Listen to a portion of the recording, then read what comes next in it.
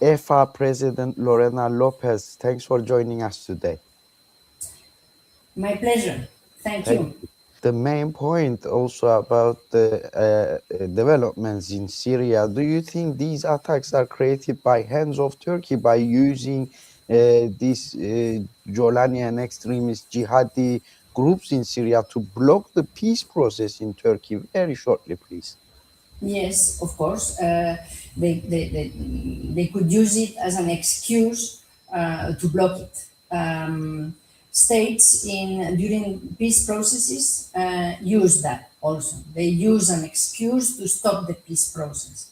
And probably because even Turkey is surprised by the speed of the process.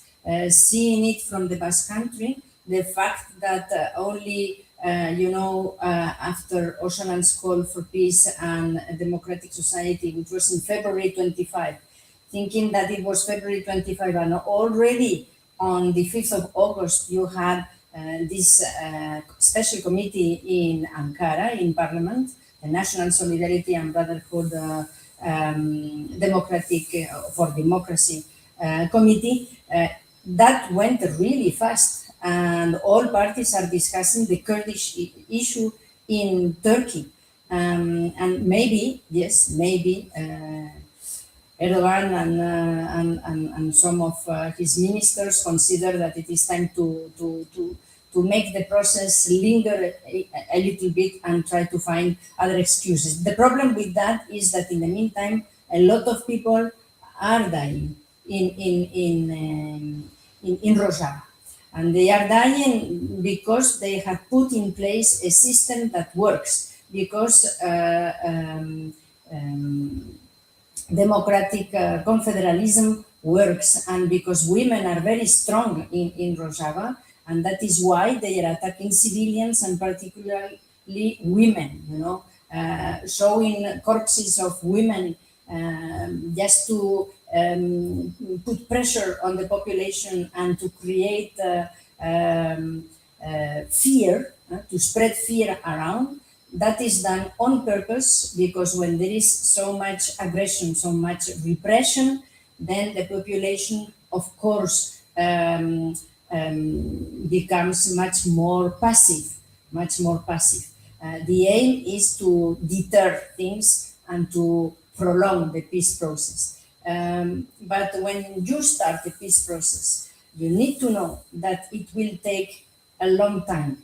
But the important thing is to be completely convinced that there is nothing more important than peace and coexistence for our societies. So that is the point where international solidarity is very, very important, and where international solidarity needs to show all the support to the Kurdish population, both in Turkey and in the rest of the territories in Syria too, because they need to know that there are a lot of people behind them and supporting them. And we will do, politically speaking, the necessary in the European Parliament, in the Council of Europe. Peace processes cannot be taken like something that you speak about and do nothing. The Council of Europe has studied a lot, several peace processes, and there is a roadmap.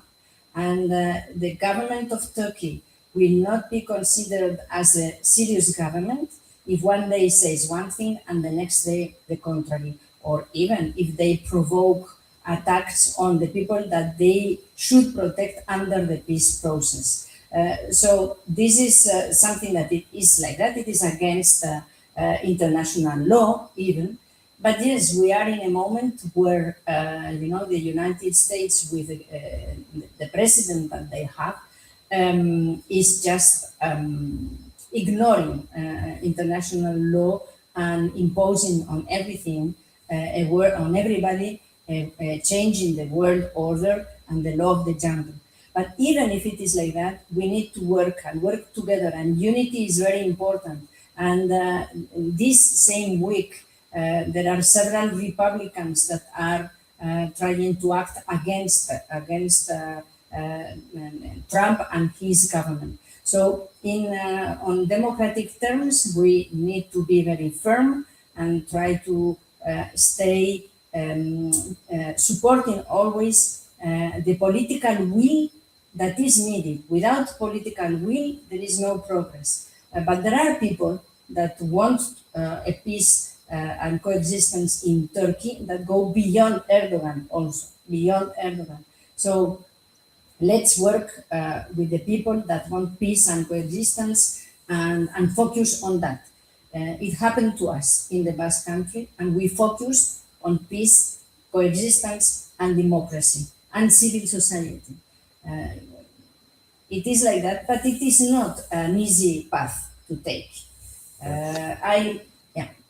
Lorena, very shortly also, as you know, the Rojava is now facing a genocide. What is your call to international powers to stop the attacks on Kurds ongoing now by the Syrian jihadists? But very shortly, please.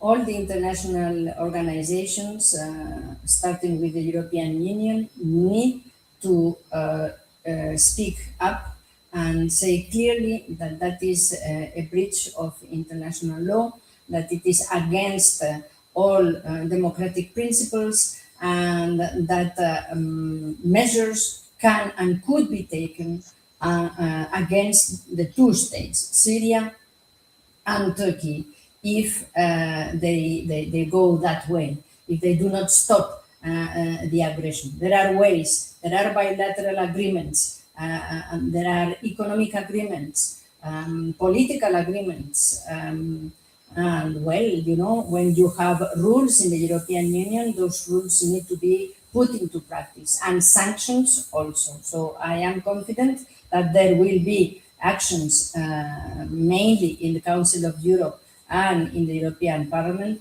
so that this thing is clearly denounced. Thank you, Lorena. So let's get back to our main topic, the Öcalan's call for peace and democratic society. In your opinion, what were the impacts and reflections of this call? How important was the Öcalan's call on the back of the 27th February? So how do you evaluate Öcalan's democracy call very shortly? I think that it was a very courageous decision, and that it needs to be supported by everybody. It is even more, I would say that, well, February 25 has nothing to do with February 26. We are on the brink of being in February 26, so 1 year after.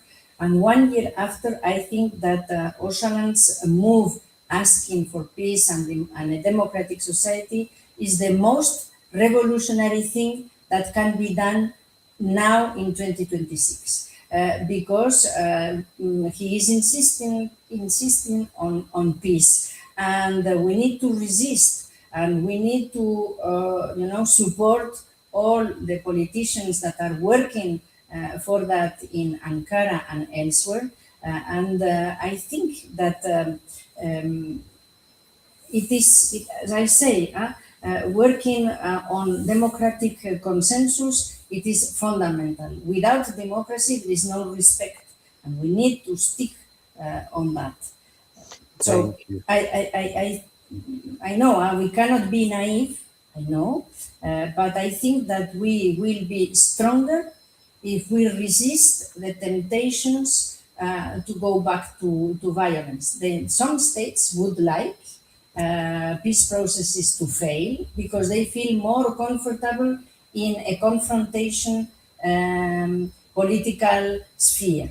But I think that we that are on the side of peace processes, we need to be strong and resist and not fall into those provocations.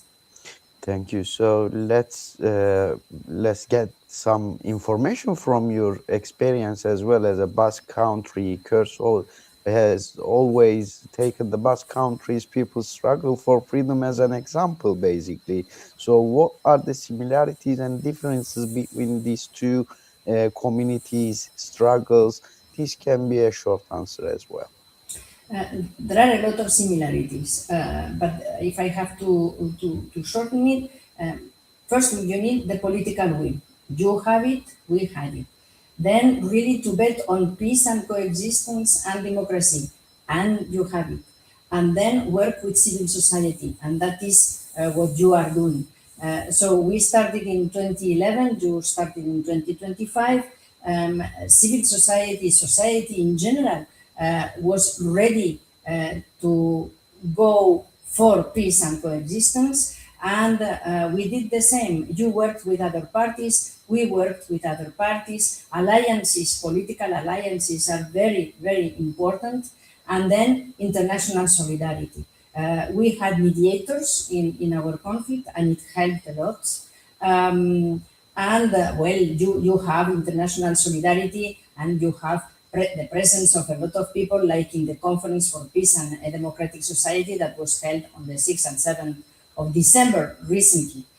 Then there are similarities again on victims and prisoners. We copied a little bit on the Irish peace process.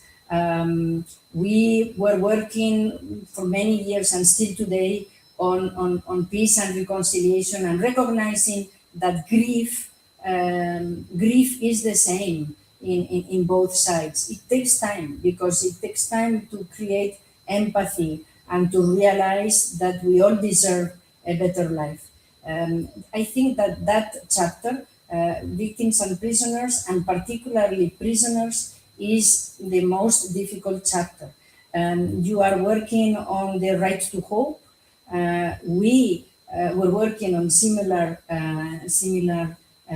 claims, but you need to know that we had, for example, last week, around the 10th of January, we organized a very big demonstration in the Basque Country, asking for the respect of the prisoners' rights. So 15 years have elapsed since the end of terrorism in the Basque Country, but still the rights of prisoners are not fulfilled, because the state of Spain still keeps extraordinary measures, not granting sometimes parole, and the possibility of letting people out of prison to try to reintegrate society. So this takes time, but I have to say that in the last 15 years, now we have 103, 105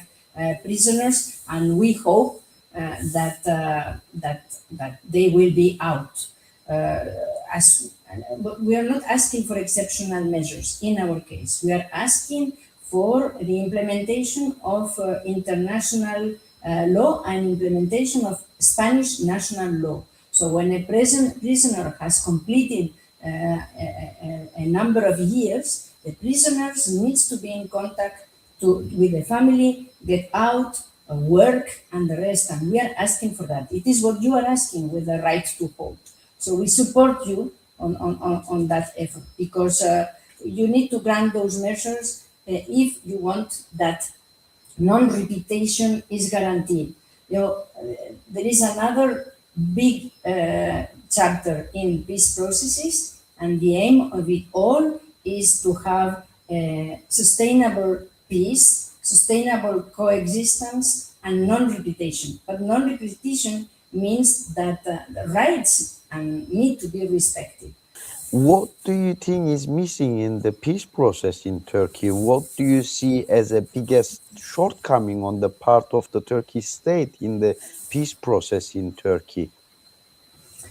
Well, the shortcomings are always on whether there is a firm political will or there are excuses to weaken that political will. And then there are elections also. When you get elections, then some promises go up and down, because depending on the polls, you need to slow the process or speed the process. The shortcomings are the double standards that the states use. And the biggest shortcoming presently also for Turkey and for the Kurdish situation is the world order that now is much more uncertain than before. But as I say, we need to stick to our own values, and we need to work with people, listen to people. In our peace process, being close to the people, listening to the people, having very active civil society was good for the process. And what was achieved in the Basque Country is that slowly, like we are divided. You are divided in 5 states. We are in 2 states, but 3 different administrations. But as we share the spirit of the democratic confederalism, for us, we are working on confederalism, and we are gaining a lot of power through different alliances, and we are becoming really strong. We are the first political party at the level of the municipalities, where you are strong also in municipalities. So we need to work a lot in municipalities at the local level, because we need to show to our people that that peace and coexistence is not only possible, but it is the only way to survive now in this time of history. Not only to survive, but to really provide the society that we want to provide, society that gives progress to all of our citizens. Lastly, shortly, briefly, what would you like to, as a message to send Abdullah Öcalan through our TV? He might be able to watch this recording in the future. Well, first of all, I have to express my deepest thanks. Thanks for his life. Because when you know what is prison, when you know what it means to be, for so many years, to be away and far from your people, and when you know that, and still you see that there is a real commitment to peace, real commitment to everybody, not only to the Kurdish population, that is really something that needs to be put forward. And I am deeply grateful for that. And I think that most people will be grateful to him for that, because not everybody has that generosity in their hearts. He has gone much beyond his own personal suffering to propose something good for everybody, and that needs to be taken into account. And then, of course, thanks for the hope that he is proposing. Hope. We cannot be left, in this world now with so much violence and conflicts, and be left in total frustration, because frustration means inaction, and inaction means that that those states that only think about homogeneity will become stronger and stronger. So I think that I am grateful to Öcalan, because he is proposing hope to the world. Because if the situation is better in Kurdistan in general and in Turkey in particular, then the situation in the region will be much better, and we still have the problem of Palestine and so many other peoples. Then the situation will become better and better, and then, of course, I would say, never give up. Never give up. When you are convinced that you have taken the good track, and the good track is democracy, is peace, and it is coexistence with your people and all the peoples, then we cannot give up. We will be with him and with all the people that will be supporting him, so that he he keeps himself strong, because we need Öcalan. We need Öcalan out of Imral. We need him because we know that he has the charisma, he has the personality that is needed now, so that the peace process really is a peace process that will be the definitive peace process. We do not want a peace process that starts like 2015 and then everything goes down. No, this is the time, the correct time, and we are convinced that it is the correct time to have the real definitive peace process. So I will end with a message of international solidarity. We will always be with Öcalan, but we will always be not only with him, but with all the prisoners that are still there, that the prisoners that will become, because we know that people that are now fighting for peace will be put in jail, will be tortured because states behave like that. But we will be with you because we need international solidarity. In the Basque Country, we cannot give lessons, but we decided that unilaterally we had to stop. It is your choice, unilaterally, unilaterality. We need, if we are convinced, even if in front we do not have the political will, we are convinced. So we play the unilaterality card. And the unilaterality card is a winning card, because this card has the support of all the people in Kurdistan, but most of the peoples in the world. So time will come, and I would be so glad to one day meet him out of Imral. Thank you so much, EFA President Lorena Lopez. Thanks for joining us, and thank you for your valuable comments. Thank you to everybody. Thank you so much.